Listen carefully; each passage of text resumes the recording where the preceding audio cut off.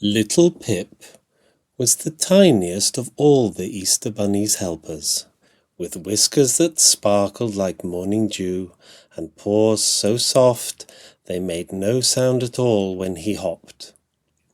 On this particular Easter evening, while hiding special sparkle shell eggs in the darkest corners of the very tall house, he discovered something absolutely enormous and wonderfully fluffy.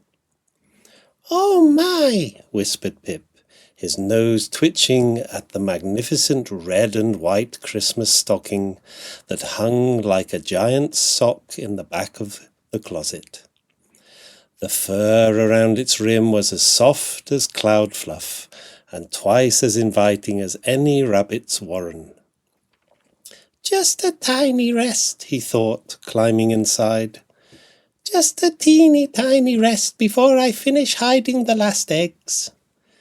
The stocking swayed ever so gently, like a cradle in a breeze, and Pip's eyes grew heavy as silver spoons.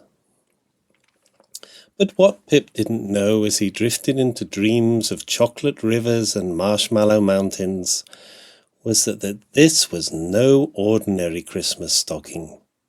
It belonged to old Father Time himself, who used it only once every 1,000 years to catch falling stars.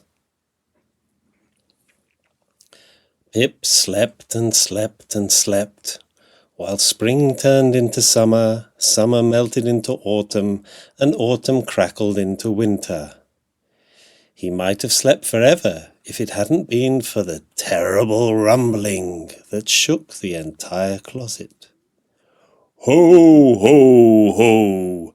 boomed a voice like friendly thunder.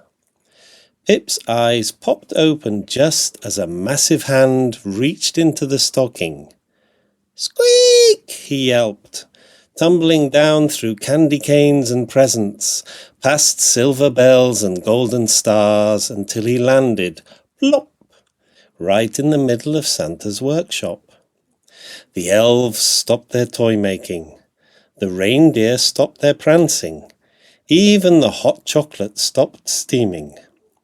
And there sat Pip, still clutching his last Easter egg, which after spending so long in the warm stocking had become quite soft indeed. "Well, well," Santa chuckled, "it seems Easter has come to Christmas, and just in time, too. We've been needing something special for those children who don't like candy canes."